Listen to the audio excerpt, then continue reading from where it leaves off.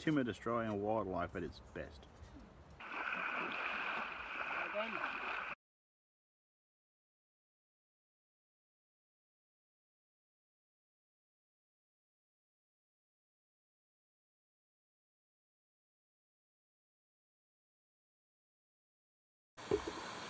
Hi guys, it's Mike here from KS Bushcraft Down Under.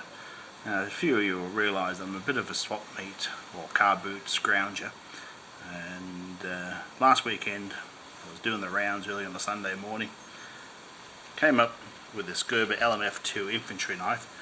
It was actually in pristine condition, but I have been wailing on it a bit, for 20 Australian dollars.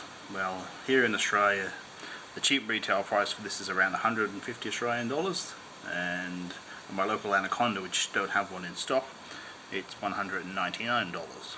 So for 20 bucks, no way in the world I was passing up on it. I certainly don't need another heavy duty field knife, but for that price I just couldn't resist it. Okay, so comes with a pretty impressive sheath system, so we'll start off as usual with the specifications and we'll go from there. So most of the specs I could find, obviously I didn't get the box, was I've taken offline. So LMF 2 infantry knife, the blade 420 high carbon stainless steel. I get a hardness number online of 58 on the C scale. I'm certain what that is. So that's a hard and that's hard for stainless steel. The blade 4.84 inches. I really don't know why I have a foot in both camps. If you're going to 2 inches, do 1.8 inches, 1.25 inches, whatever, rather than the metro size, the last measurements.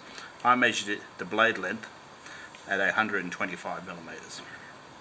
Overall knife length quoted online 10.59 inches, or 270 mil for the rest of the world. Blade thickness of 3/16. That's a thick blade. I measured it at 4.8 millimeters on my vernier. So overall weight of the knife alone 11.67 ounces. I've got 340 grams, which puts it in the range of the sort of the habilis bush tool, within an ounce of it. And the whole system at 24.28 ounces, so 713 grams. So that's some serious weight. So this system here is exactly the same weight as my habilis bush tool, and that's got 2 knives and a ferro rod and the sheath. So it's a lot of weight for what you're getting. So the handle, not full tang.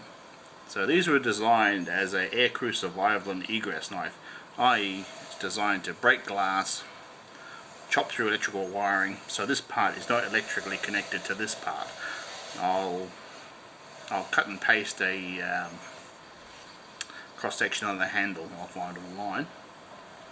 So, but the tang's up to about here, so I don't see it failing. Okay, so it's glass filled, nylon TVP metal. It actually, in your hand, it fits really well. It really does, even if you're suffering from menopause as I do. Okay, partially serrated blade. I'm not a great fan of serrated blades. Sure, they've got their uses. Yeah, here's some old crusty paracord that I've had out in the sun. That it does great. Plexiglass punch on the end. Some guys call this a skull crusher, but really it's for breaking windows. Flat surface for hammering. Now it's got the lashing points if you want to tie it to a stick and make it spear. Personally, if it's the only knife I have, I would not lash it to a stick. I think the last time I did that, was when I was in Alaska and I was concerned about something big and furry coming out the woods. The sheath has a carbide sharpener in it, so the sheath's really well made. It certainly has. It's got this like rubberized stitching, so it grips to your pants. The as a carbide sheath. Now I'm not a great fan of carbide sharpeners. It would really have to be a desperate situation before I'd put a good knife into one, but it's there. Now it locks in left or right. Now I think the snaps really are a bit redundant unless you're jumping out of an aircraft with a parachute, because this isn't coming out.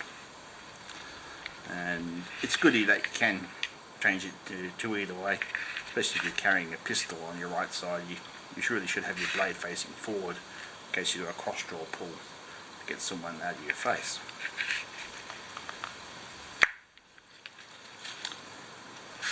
So for 20 bucks I said to scream and buy. I don't know if I'd spend that type of money. I could virtually get 2 more Gerbers for the same price and a lot less weight. Now the Gerber weighs in at 180 grams and it is full tang, and the base bush tool is 370 grams. But I suppose it all depends on if you want a tactical knife or really a straight out plain bushcrafting knife. So this is be a far superior, crafting bushes knife than the Gerber here. So we'll run a few tasks on it. I've no doubts it'll perform, and we'll compare it to some of the others doing the same sort of tests. And if you're interested, guys, hang in there. So obviously the fire steel, now it's got a pretty good rear spine on it. No hassles there.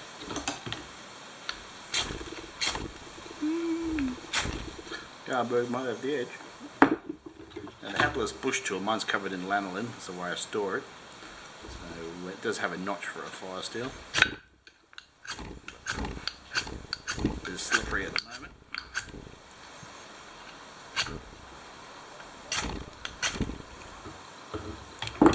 So that's no issue.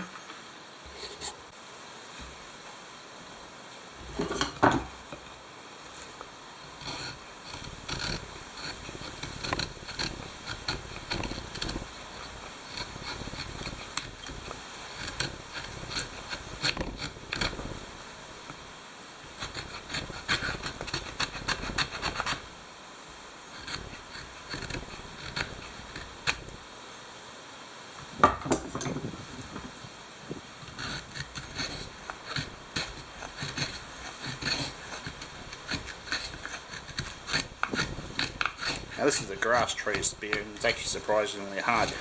In Australia though, it's actually very handy for making bow drills and stuff. And this is well and truly dried out. Now this is where I don't like the serrated blade, because this is the point where I'm not used to working on when I'm shaving. So I'll have to change my style.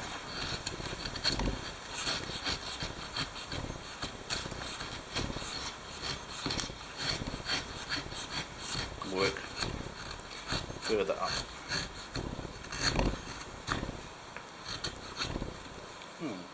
Ruined someone's home.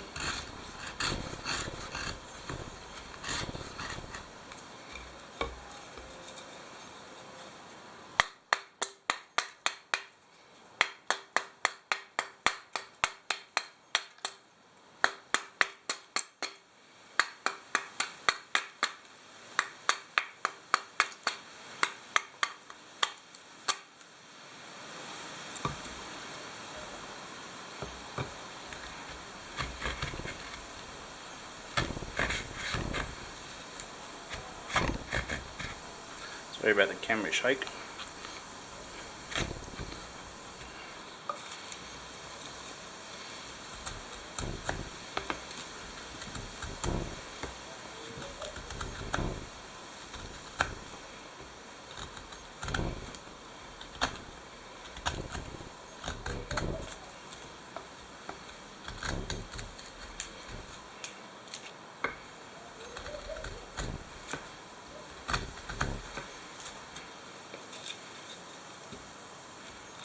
It's doing everything you'd want from a field knife.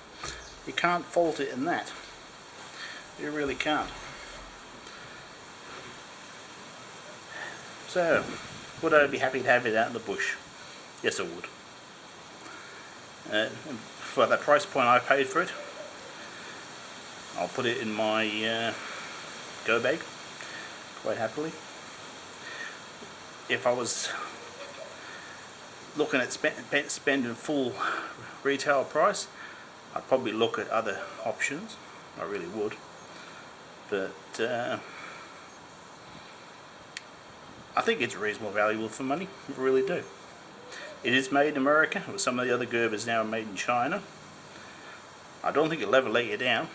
In an urban environment especially. This is its niche. Breaking windows. I'm sure you could bash your way through a brick wall with this. And it's a shame about not being full tang. But I mean, I've had lots of knives over my lifetime that are not full tang. As long as you're not beating on it too hard, especially if you want to bat on something here, don't bat on the handle. It's big, it's beefy, it's heavy, but I think it's pretty good. I really do. Anyway guys, I hope you found this one interesting. Thanks for watching. Bye for now.